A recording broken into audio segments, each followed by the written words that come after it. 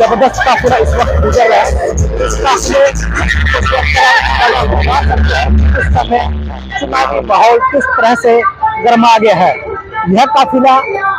जिस तरह से सैकड़ों की तादाद में मोटरसाइकिल इस समय चलते हुए नजर आ रहे हैं, वहीं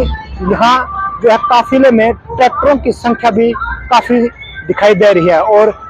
किसान व जमींदारों के जो युवा लड़के हैं वो यहाँ इनके साथ लगे हुए हैं। ये जो नेता हैं आज ट्रैक्टर पर सवार होकर जो सामने चलते दिखाई दे रहे हैं, यह कांग्रेस के नेता पूर्व विधायक बलवान सिंह दौलतपुरिया जो खुद इस समय ट्रैक्टर चलाकर यहाँ इस काफिले में आ रहे हैं। और बलवान सिंह दौलतपुरिया के समर्थन में जिस तरह से लोगों की भीड़ जुट रही है और जिस तरह का माहौल इस समय चुनावी बनाया हुआ है, बलवान सिंह दौलतपुरिया ने फतेहाबाद विधानसभा क्षेत्र में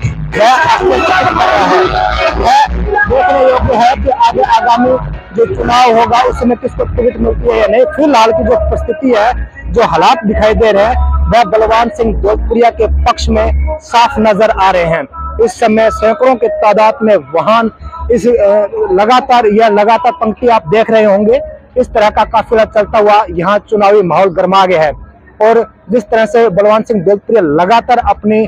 छवि को लोकप्रियता दिखाते हुए और जिस तरह से अपनी शानदार उपस्थिति दिखाते हुए हर गांव में हाजिरियां लगा रहे हैं, लोगों के बीच जा रहे हैं, उससे गांव का हालात जो राजनीतिक माहौल जो है बलवान सिंह दौलतपुरिया की चर्चा करना शुरू कर चुका है। और इस समय बलवान सिंह दौलतपुरिया ने क्या कहा, सुने उन्हीं की जुबानी। एडवोकेट भाई हर्षित प्रियाल जी, कांग्रेस पार्टी के प्रदेश के महासचिव भाई भीम नारायण जी, बैकवर्ड सेल के प्रदेश महासचिव भाई बिरबल लहरा जी, अरुण दुबी जी, गांव के सरपंच साहिबान हरपाल गालीवाल जी, यश तनेजा जी, साथ में सभी साथीगण, गांव रामसरा के मेरे पिता तुल्य सम्मानित बुजुर्गों, हम नौजवान साथियों, घरों में जहां तक मेरी आवाज सुन रही मातृशक्ति माताओं व बहनों, भरती अजीज प्यारे बच्चों, मेरे से पूर्व वक्ताओं ने सभी बातें आपको विस्तार से एक एक करके बताने का काम किया और पिछले लोकसभा चुनाव में आपका धन्यवाद भी किया और आने वाले विधानसभा चुनाव के लिए आपसे सहयोग समर्थन और आशीर्वाद की अपील भी की। मैं भी मेरी तरफ से आदरणीय बहन कुमारी शैलजा जी की तरफ से, पार्टी के सभी नेताओं की तरफ से प्रत्येक ग्रामवासी का तहे दिल से आभार व्यक्त करता हूं कि आप लोगों ने विपरीत परिस्थितियों में 628 वोटों से भारी भरकम लीड देके आदरणीय बहन कुमारी शैलजा जी को हिंदुस्तान की लोकसभा में भेजने का काम किया। उसके लिए प्रत्येक आवासी बधाई का पात्र है, आभार व्यक्त करते हैं, धन्यवाद करते हैं। क्योंकि यह चुनाव कोई आम लोकसभा चुनाव नहीं था। लोकसभा चुनाव के दौरान हम आप लोगों से हाजिर हुए थे, आपको कहा था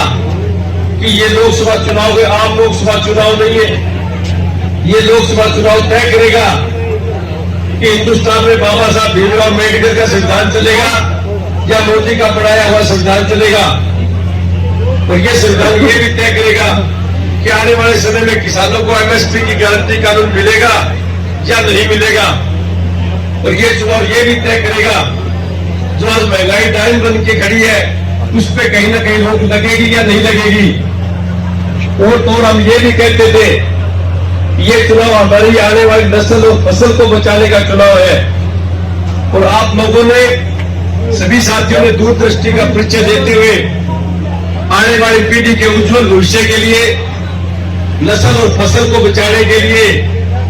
बाबा साहब भीमराव अम्बेडकर को संविधान के बचाने के लिए सभी साथियों ने एकजुट होकर बहुत भारी बहुमत से 3.5 लाख वोटों से लगभग सिरसा लोकसभा से जिता के बहन जी को जो भेजा है, वास्तव में आपने एक रिकॉर्ड उत्पन्न किया है। उसी के तहत हम सभी साथी आज आपके सम्मुख साझे हुए हैं। और उसके साथ साथ आपसे विनती निवेदन और गुजारिश करते हैं कि 2-2.5 महीने के बाद में विधानसभा चुनाव में आ जाएंगे और जो भी साथी कांग्रेस का झंडा लेके आ जाए, सभी साथी तन मन धन से जिस तरह से पिछले लोकसभा चुनाव में आप लोगों ने सहयोग समर्थन आशीर्वाद दिया, उससे भी दुगने जोश खरोश के साथ आप उस प्रत्याशी की मदद करें और भारी बहुमत से जिता के अपने गांव से भेजने का काम करें। मेरे से पूर्व वक्ताओं ने टारगेट आपको बड़ा दे दिया है। पीछे 628 से जीते थे, 1200-1300 तो आप ही कहते थे कि अगली बार 1200-1300 जिताएंगे, लेकिन बिरबल जी ने 1500 का टारगेट दिया है। और मैं आपके और बिहाफ आपके विश्वास के ऊपर बिरबल जी को विश्वास दिलाता हूं कि खाबड़ा गांव आपके टारगेट को हर संभव पूरा करेगा। और मुझे भी आप पे पूरा भरोसा है कि आप आने वाले विधानसभा चुनाव में कम से कम 1500 वोटों की लीड देके यहां से जिताने का काम करेंगे। तो इतने भारी बहुमत से आप यहां से जिता के अपने नुमाइंदे को हरियाणा विधानसभा में भेजेंगे तो संभावनाएं व्यापक है इस बार फतेहाबाद के अंदर चौतर ठीक आएगी। और जब चौतर ठीक आएगी तो आप भली भांति जानते हैं कि आप उस चौतर का आनंद लेंगे, क्योंकि रामसरा गांव मेरे लिए कोई अनजान पड़ा नहीं है। सारे गांव से मैं परिचित हूँ, काफी साथियों के नाम जानता हूँ, सभी साथियों को फेस जानता हूँ, शक्ल से जानता हूँ। और किसी भी साथी को मेरे पास आने के लिए किसी मीडिएटर की मध्यस्थ की जरूरत नहीं है। कोई भी साथी सीधा आके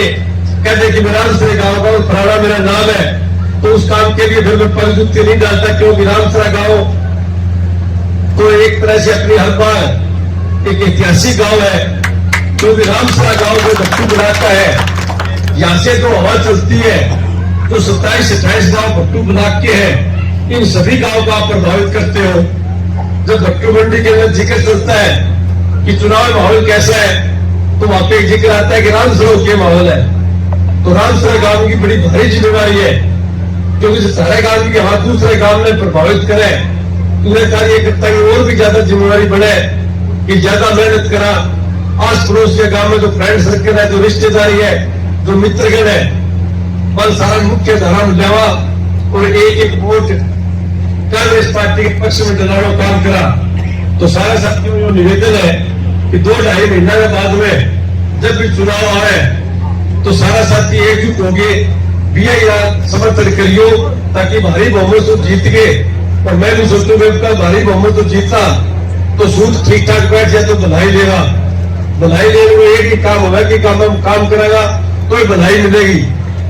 फिर लोग 15-20 साल बाद में जब तुलना करें सारा विधायक तो कहे वो आदमी ठीक हो, पर तुलना जब हो जब आप कोई काम करागा तो आज तक राम ने पैड़ी तो लगाई को नहीं। बहुत नेता आया, बहुत नेता चला गया कि यह काम करे तो वो नाम भी बढ़िया तरीकों लिए जाए, जब नहीं करे तो वो नाम दूसरे तरीकों लिए जाए। तो मैं भी सोचता हूँ बधाई देवा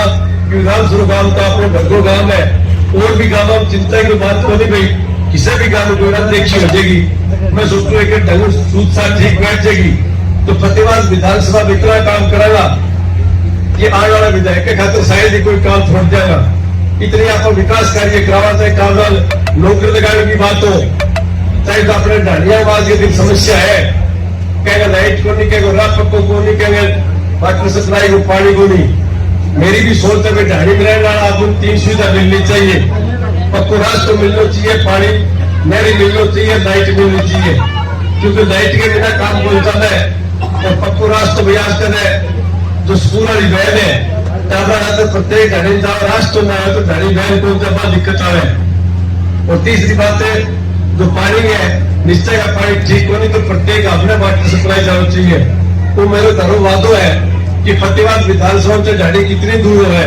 इतनी सुविधा प्रत्येक ढाणी देने की काम करागा। और भी तो कांग्रेस पार्टी को घोषणा कर रखी है, कांग्रेस पार्टी को राज आज हो तो मैं बहुत सी लोक भवनी घोषणा कर रखी है। जो भी वहां एक है बुढ़ापा पेंशन, क्योंकि आज महंगाई बहुत बढ़ चुकी है। कोई भी सरकार आ जाओ महंगाई एकदम कम कौन कर सके, लेकिन आम आदमी की जेब में कुछ आर्थिक सहायता करके कुछ रुपए पैसे डाल के उस महंगाई को कुछ कम कर सकती है। इसलिए कांग्रेस पार्टी ने घोषणा कर रखी है कि बुढ़ापा पेंशन 6,000 रुपए करेंगे। जे घर में 12,000 रुपये मिलेगा तो कठिन महंगाई आम आदमी राहत मिलेगी। दूसरी बात लाइट बिना काम हो जाना, लेकिन लाइट प्रति यूनिट महंगी बहुत है। आम आदमी आज बिल्कुल भेजा महंगाई चरम सीमा पर पहुंच चुकी है। तो पार्टी घोषणा कर रखी है कि प्रत्येक घर में 300 यूनिट बिजली फ्री मिलेगी। जो मीडियम परिवार है, मध्यम वर्गीय परिवार है, छोटो परिवार है, लाइट अगर ठीक ठाक जला दो 300 यूनिट महीनों में वो ठीक ठाक करते हैं तो फिर शायद लाइट को पेपर बोझ नहीं बढ़ेगा। और तीसरी जो सबसे जरूरी बात है वह सिलेंडर की बात। आज सिलेंडर 1150-1200 मिला है तो आम आदमी जो भरा है बड़ा महसूस हुआ है कि मैं भी महसूस करूँ हमारे घर में 2.5-3 सिलेंडर लगे मिलेगा 3500-3600 रुपया देवा थोड़ा जी तो थोड़ा चुक्स हो है। जब मैं सोचा आम आदमी भरा है तो बड़ा मुश्किल काम है और सिलेंडर मेरा काम चलता है नहीं क्योंकि फूक पड़ी लिखी आ गई। आप कहते हैं 4 दिन रोटी चूल्हे पर खोले 4 दिन ठहरे सिलेंडर दिया होगा तो घर लड़ाई करा लिए चूल्हे पर रोटी कौन पकेगी। तो इतनी जरूरी चीज है तो गवर्नमेंट ने कुछ सब्सिडी देनी चाहिए क्योंकि गवर्नमेंट तो वहन कर सके महंगाई आम आदमी कौन कर सके। गवर्नमेंट 60% दो 70 दो 80 दो सब्सिडी दो लेकिन आम आदमी सिलेंडर 500 रुपया मिलना चाहिए। कांग्रेस पार्टी घोषणा कर रखी है कि प्रत्येक घर में सिलेंडर 500 रुपया मिलेगा जो ऊपर सब्सिडी का पीछा बढ़ेगा। बार हरियाणा सरकार पर तेल कंपनियां देगी और भी चाहे काबा नौकरी लगाने की बात हो अभी चाहे अग्निवीर योजना और एमएसपी का जो मुद्दा है तो केंद्र सरकार का मुद्दा लेकिन राहुल जी ने लोकसभा में स्पष्ट कहा है कि जल्द ही हमारे केंद्र में सरकार आएगी अग्निवीर योजना भी खत्म करेगा और किसान ने एमएसपी गारंटी कानून भी देगा। जब किसान ने एमएसपी गारंटी कानून मिल जाएगा तो फिर फसल का दाम भी ठीक मिलेगा फिर वो जीवन सतर ठीक हो जाएगा। और सारी बातें ध्यान में रखते हुए आने वाली पीढ़ी खातर आने वाले हरियाणा उज्जवल भविष्य खातर सारे भाईचारा ने एकजुट रखियो और तारी बहुत बड़ी जिम्मेवारी सिर्फ राम से गाँव काम पहुंचा लगो पास पड़ोस में भी जाइयो रिश्तेदारी में जाइयो फ्रेंड सर्कल में जाइयो इन्हें फोन ज्यादा घुमाइयो और ज्यादा समर्थन करियो ताकि बहुत बड़ी लीड मिले। बहुत बड़ी लीड मिले तो अपने फिर कदम चौपड़ा फिर जिम्मेवारी ज्यादा मिले फिर किन की हरकत और ज्यादा मिलेगी। तो राम सरकार तो सजग और सावधान है पहले भी क्योंकि थे तो बड़ी लड़ाई लड़ता रहो तारा पर बड़ा कष्ट भी आता है लेकिन चिंता ना करो कष्ट का 2 महीना दो और जाड़ बेच लो ए जो कष्ट करे नहीं तो सोचना करियो और अधिकारी ताने पैसा करे सरपंच साहब क्या सुने को नहीं कहते झूठा केस कोई लगा दे कोई कई लगा दे अधिकारी तारा चौक में आगे मंगा गिरना काम चिंता ना करिए एक बात भी मेरे ध्यान में लेकिन अगर टाइम आ गया आप लोग अभी अपना टाइम नहीं है इसलिए 2 मिनट रुकी जाओ एक गांव के बात है सुख शांति को माहौल है बिल्कुल बुरा दिया जाओ और अधिकारी गांव में आगे ताले पूछे करेगा बताओ भी तरफ के काम करा तो राम सरकार ने कैंप लगाया गया चाहे बुढ़ापा पेंशन का फॉर्म भरना है चाहे कोई दूसरी चीज का फॉर्म भरना है सारे चौक का सरपंच करना अधिकारी बैठेगा पूरी की तरह सीएससी सेंटर का फॉर्म ठीक कराइयो बस सुविधा ताले पूरी मिलेगी और बात जब संभव होगी जब अपनी सरकार आएगी और सरकार जब आएगी जब दे कोई ठोक के मदद करोगा तो मेरे इतवार के तरह पर भरोसा भी है क्योंकि रामपुर गांव क्रांतिकारी गांव है स्वाभिमानी गांव है। तो आने वाले विधानसभा चुनाव में आपने करीब 60 दिन को टाइम है तो 24 घंटा में 2 या 3 घंटा जरूर काटे करो मेरे नाम का थोड़ा गीत गाया करो गीत गाओ थोड़ी हवा बढ़ाए तो हवाई जितना चुनाव